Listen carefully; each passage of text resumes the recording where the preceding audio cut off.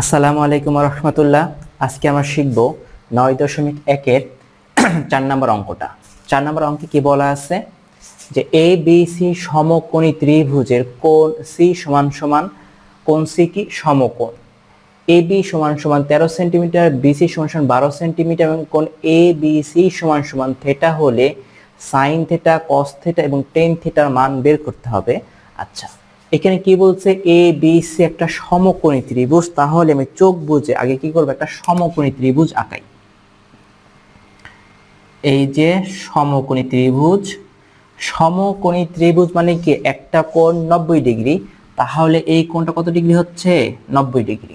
আচ্ছা, তাহলে A B C সমকোণী ত্রিভুজের কোণ সি সমান সমান কোণ সি কি সমকোণ। সমকোণ মানে কি একটা কোণ 90 ডিগ্রি। কোন কোণটা 90 ডিগ্রি? কোণ সি 90 ডিগ্রি। আমি জানি এইটা কি 90 ডিগ্রি কোণ, তাহলে এই কোণকে কি কোণ দেব? এই কোণকে সি কোণ দেব। আচ্ছা, ঠিক আছে।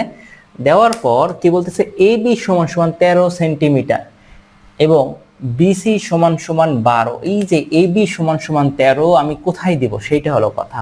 কিন্তু কোণ সি তো আমি বুঝতে পারছি, কোণ সি কি একটা সমকোণ মানে কি 90 ডিগ্রি। এখানে বলে দিছে কোণ সি হচ্ছে কি সমকোণ। সমকোণ মানে এটা হচ্ছে তোমার 90 ডিগ্রি, তাহলে এটা 90 ডিগ্রি। আচ্ছা, আর এ বি এবং বি সি আমি এখানে এ দিব না এখানে বি দিব এটা আমি বুঝতে পারতেছি না। আচ্ছা, গেল।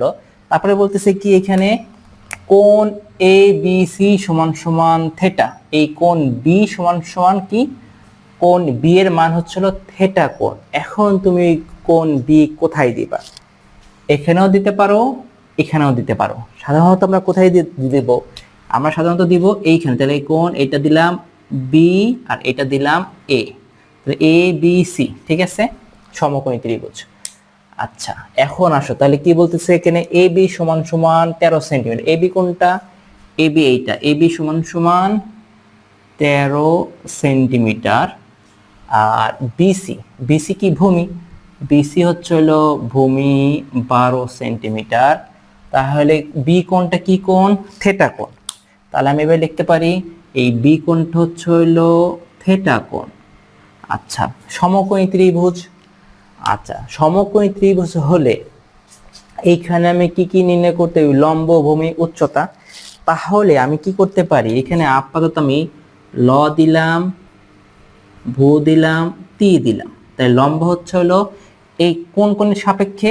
থিটা কোণের সাপেক্ষে। তাহলে আমি কি লিখলাম যে থিটা কোণের সাপেক্ষে লম্ব হচ্ছে হলো কি এসি, আর ভূমি হচ্ছে হলো আমার বিসি, আর অতিভুজ হচ্ছে হলো আমার এবি। এবি এর মান হচ্ছে হলো 13, বিসি এর মান হচ্ছে হলো 12, কিন্তু লম্বের মান কি আমার আছে? দেখা যাচ্ছে আমার কি লম্বের মান নাই। লম্বের মান যদি না থাকে তাহলে আমি সাইন থিটার মান বের করতে পারতেছি না, কারণ সাইন থিটার ক্ষেত্রে কি সূত্র আছে? লতি। লম্বের মান দরকার, অতিভুজের মান আছে কিন্তু লম্বের মান আমার কাছে নাই। যদি না থাকে তাহলে আমাকে কি বের করতে হবে? আচ্ছা, তাহলে সমকোণী ত্রিভুজ, এটা আমার সমকোণী ত্রিভুজ। সমকোণী ত্রিভুজে কি দুই বাহুর মান দেওয়া আছে। আর সমকোণী ত্রিভুজে কয়টা সূত্র অ্যাপ্লাই হয়? সমকোণী ত্রিভুজে সবসময় দুইটা সূত্রের যে কোনো একটা সূত্র অথবা দুইটা সূত্র অ্যাপ্লাই হয়। তাহলে সমকোণী ত্রিভুজে দুইটা বাহুর মান দেওয়া আছে কিন্তু একটা বাহুর মান কি দেওয়া নাই। তাহলে আমি ইজিলি এই পিথাগোরাসের সূত্র প্রয়োগ করতে পারি যে অতিভুজ স্কয়ার সমান সমান ভূমি স্কয়ার প্লাস লম্ব স্কয়ার। এখানে কয়টা বাহু দরকার? আমার তিনটা বাহু। তিনটা বাহুর মধ্যে অলরেডি কি দুইটা বাহুর মান দেওয়া আছে, তাহলে কি অবশ্যই আমি কি একটা বাহুর মান পেতে পারি। কিন্তু এখানে ত্রিকোণমিতিক সূত্র কেন অ্যাপ্লাই হবে না? কারণ এখানে আমার একটা কোণের মান, এই যে থিটার মান, থিটার মান যদি আমার কোনো কারণে 30 ডিগ্রি থাকতো তাহলে কি ছিল? ত্রিকোণমিতিক সূত্র আমি অ্যাপ্লাই করতে পারতাম ইজিলি। কিভাবে? এই যে থিটার মান যদি 30 ডিগ্রি থাকতো, 30 ডিগ্রি একটি কোণ পাইছি 30 ডিগ্রি এবং একটি বাহু, এখানে দুইটা বাহু আছে, দুইটা বাহুর যে কোনো একটা বাহুর মান ধরে আমি কাজ করলে কি আমি অঙ্কটা শেষ করতে পারতাম ইজিলি। কিভাবে? এই লম্বের মানটা বের করতে পারতাম। যাই হোক, এখন তাহলে আমার কি করতে হবে?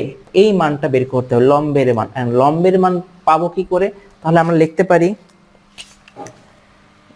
তাহলে প্রথমে আমরা কি করি, দেওয়া আছে সমাধান, দেওয়া আছে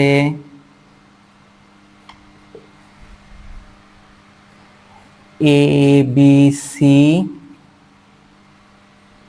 সমকোণী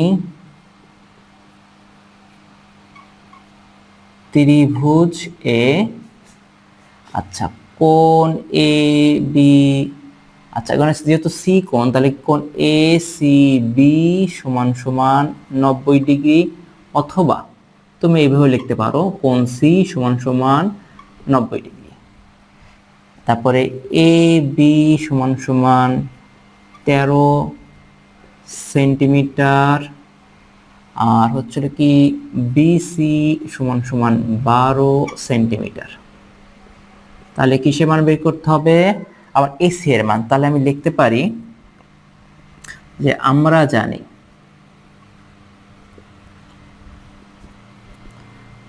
জানি কি অতিভুজ স্কয়ার কি এ বি, তাহলে এ বি স্কয়ার সমান ভূমি স্কয়ার প্লাস লম্ব স্কয়ার। তাহলে এ বি এর মান কত? 13 স্কয়ার, আর বিসি এর মান হচ্ছে 12 স্কয়ার সমান সমান এসি এর মান দেওয়া নাই, বের করতে হবে। তাহলে আমি এভাবে লিখতে পারি 113 কে স্কয়ার করলে 169 সমান সমান 144 প্লাস এসি স্কয়ার। একটু ঘোরায় লিখলাম, তাই লিখতে পারি এসি স্কয়ার সমান সমান 169 মাইনাস 144। তাহলে এসি সমান সমান এখানে কত আসে? এখানে আসতেছে আচ্ছা 10 20 25 স্কয়ার করলে কত আসে? এসি এর মান আসতেছে হলো 5 সেন্টিমিটার। আচ্ছা এখন আমার এই যে 5 সেন্টিমিটার যদি আমি এখানে বসাই, তাহলে এখন আমার একটু খেয়াল করতে হবে যে এই ভূমি এবং লম্ব এই দুইটা স্কয়ার করার পর যে যোগফল, সেই যোগফলের সাথে এই অতিভুজের স্কয়ার করার পর যে দুই যোগফল মিলে যায়, তাহলে আমার কি লম্বের মান ঠিক আছে। তাহলে 5 কে স্কয়ার করলে কত আসে? 5 কে স্কয়ার করলে 25, আর 12 কে স্কয়ার করলে 144 আর 25 যোগ করলে হয় 169, আর 13 কে স্কয়ার করলে কত হয়? 169। তাহলে আমার অঙ্ক কি ঠিক আছে। তো এসি এর মান পাইছি, তাহলে আমি কিসের মান বের করতে হবে? এখন আমার সাইন থিটার মান। তাহলে সাইন থিটা মানে কি? এই যে লতি, লম্ব কত? লম্ব 5, অতিভুজ কত? অতিভুজ 13। আচ্ছা এখন কস থিটাতে আসো। কস থিটা ক্ষেত্রে কি বলতেছে? ভূতি মানে কি ভূমি হচ্ছে হলো আমার 12 এবং অতিভুজ হচ্ছে হলো আমার 13। তার টেন থিটার মান কত? টেন থিটার মান হচ্ছে হলো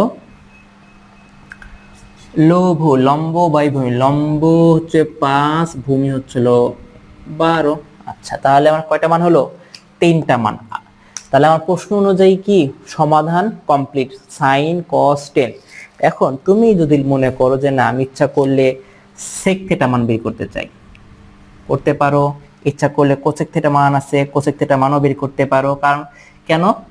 আমার অলরেডি কি লম্বের মান আছে, ভূমির মান আছে, অতিভুজের মান আছে, যে কোনো একটা আমি আপাতত তোমার এখানে কি অঙ্ক শেষ। এখন তোমার কাছে আরো যে 3টা মান আছে, যে সেক থিটা মান বাকি আছে, কোসেক থিটা মান বাকি আছে, কট থিটা মান বাকি আছে। আর তুমি জানো যে সাইনের সাথে কার সম্পর্ক? কোসেক। তাইলে কোসেকের সাথে সম্পর্ক যদি হয়, তাহলে কোসেক কি হয়? কোসেক তার উল্টা যদি হয়, তাহলে কি আসে এখানে? আগে অতিভুজ কত? 13, তারপরে কি লম্ব কত? 5। এইভাবে আমি অঙ্কটা শেষ করতে পারি। এখন তোমরা যদি ইচ্ছা করো কোসেক কট এগুলা মান নিজেরা প্র্যাকটিস করে বের করতে পারো।